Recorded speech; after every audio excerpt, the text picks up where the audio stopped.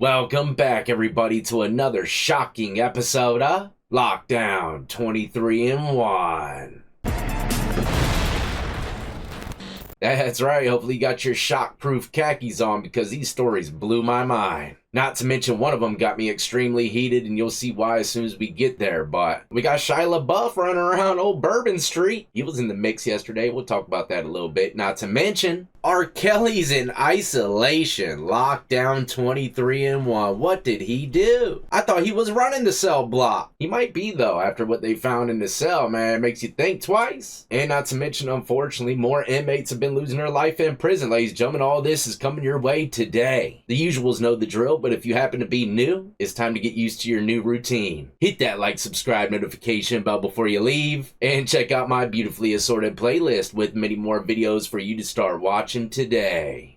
Alright, first up, go ahead and get your doilies ready. We're traveling down to the French Quarter. Mardi Gras, Bourbon Street. Give me some beads! My brother, rest in peace, Mike, man. I remember he went down there, I think he was working for like Cox Cable, and they just got done with that hurricane. So he went down there and made like triple time, and he came back with a trash bag full of beads. But the article I'm reading from today is coming from TMZ. It says Shia LeBeouf was back in the French Quarter on Bourbon Street for another night of debauchery after his arrest on Mardi Gras morning.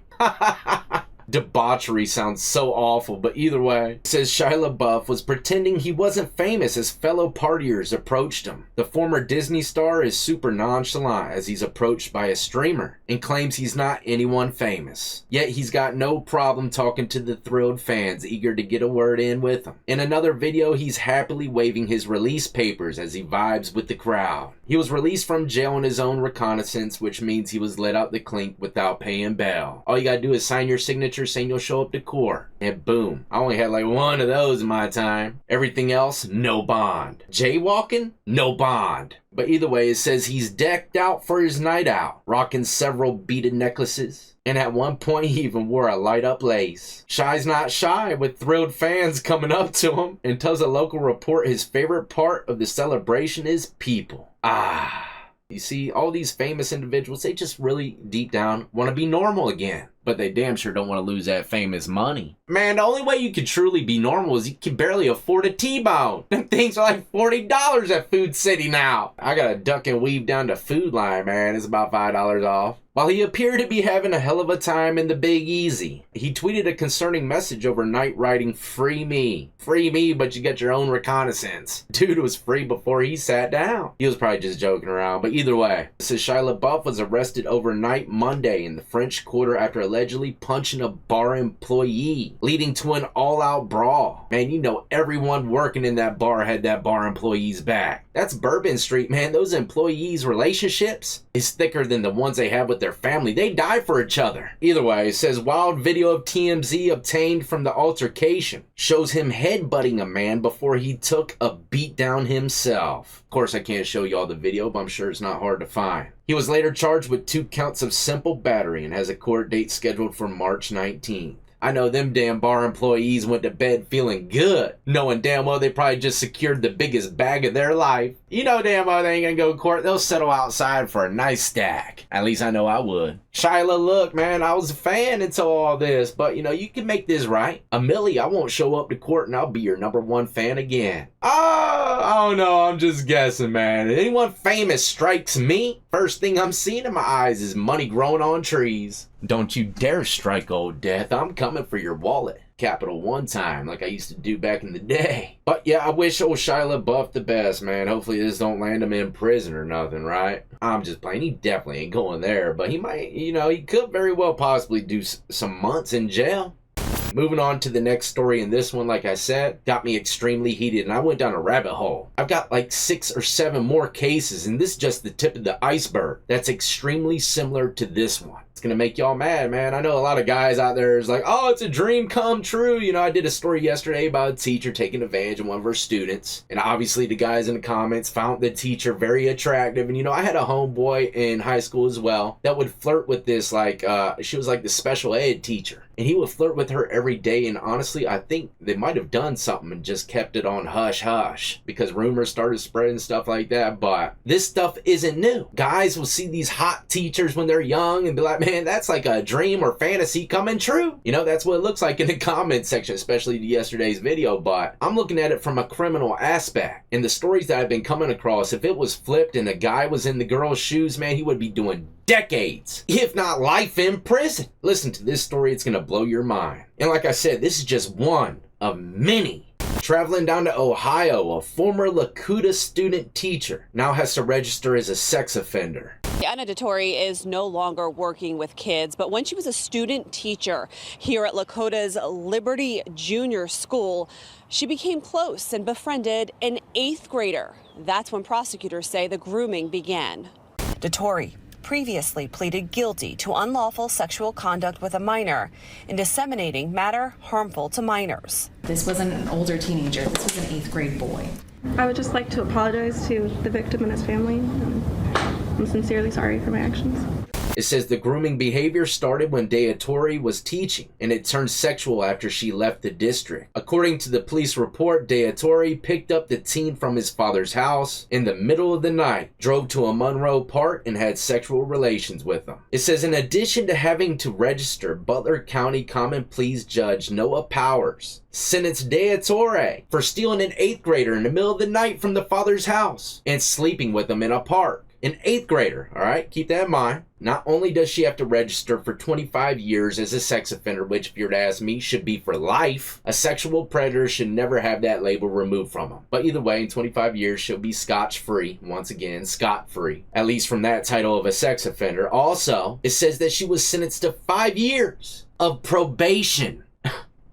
Probation. Unflippin' believable. She must also complete a 6-month sex offender treatment program. I mean, let's say I did this. I snatched up an 8th grade girl from her father's house, whether it was by her choice or not, it doesn't matter. Scoop her up, take her to a park, and sleep with her. You think I'm gonna get probation, man? You think they'll put a cap on me of 25 years as sexual predator? No. They'll probably put it on my damn tombstone. This is the type of shit that really boils my blood. Like I said, it's just the tip of the iceberg. I'm gonna bring a story your way tomorrow about a teacher that got caught having a damn threesome with the students for hours. You can believe what she was sentenced to. A lot of these stories of these female teachers getting caught up with these students, man, they're just getting slaps on the wrist. If you're to ask me, all the courtrooms need to be 100% the same across the board, man. It doesn't matter about nothing about color, sex, ethnicity, nothing.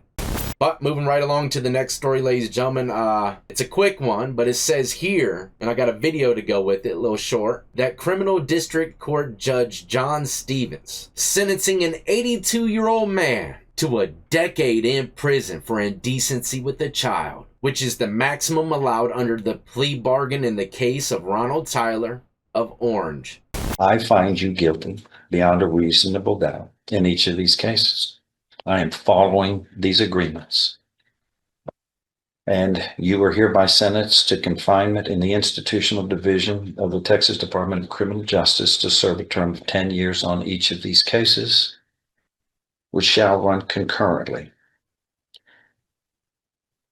It's a terrible set of circumstances. And again, of course, the court is basing its decision on what do we value the innocence of children on. And in the United States of America, it's of highest interest. Trust me, if there wasn't a plea bargain, he probably would have given him more time than that, right? But you got an 82-year-old man having indecency with a child, getting 10 years in prison. Chances are 100% he's going to die in there. I don't mind that sentence whatsoever one bit. But I can't help but to think the school teacher only got probation for pretty much the same kind of crimes. If you were to ask me, I didn't get into the case details, but a child's a child, and doing these things with them, regardless of their age, should be held kind of consistent across the board, right? It just makes me mad seeing these sexual predators get way less time than, even me. I was getting more time than some of these guys for petty-ass crimes. Makes no sense, man, and it really boils my blood. But yeah, I'm pretty sure they'll be making this guy's coffin here soon. When the inmates find out what this old head's been doing, they might make his sentence a lot shorter than what they gave him.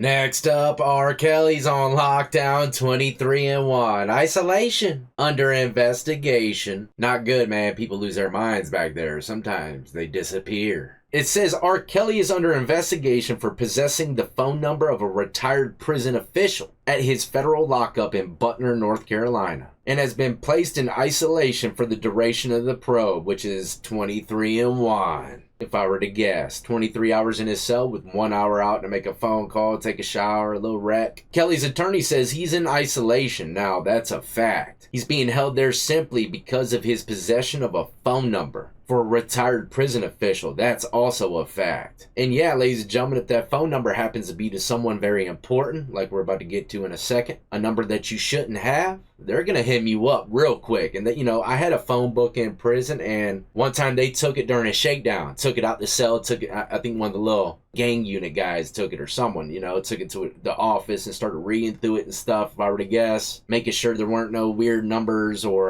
you know, hidden messages, symbols or signs or anything like that. They go through everything in there. If they find anything suspicious, man, you could go under investigation in the hole for, you know, like 90 days. His attorney says his only reason for having the phone number or contact with the prison official is because he was involved in a member program at the jail. And so he's involved in a mentor program, and because of that, he has a relationship with the prison official. The official retired and left the phone number for Mr. Kelly, and then as a result of that, now Mr. Kelly's locked up in special housing for what they call an investigation. When asked whether the former official was a retired warden, the attorney says that the individual did hold that role, and that definitely will get you sent straight to lockdown 23-1, especially if the warden happened to be the warden at that facility. She knows all the inner workings. Who knows what she could be telling old R. Kelly? It's a security risk for sure. It says that the experience in isolation has been devastating for the disgraced R&B singer, who's 59, real name Robert Sylvester Kelly. It's devastating. I mean, you lose all of your contact with the outside world. You lose your ability to get commissary. It's such a cold, dark place where he's at. Yes, it is. Lockdown 23-1, man, really make you start wondering about life. I said it numerous times in past episodes, man. When they released me from the hole back into general population, it was almost as though I was becoming free again. But you're still in prison, so. And then you get released from prison and go home. It's a whole nother feeling, man. It's something that I feel as though everybody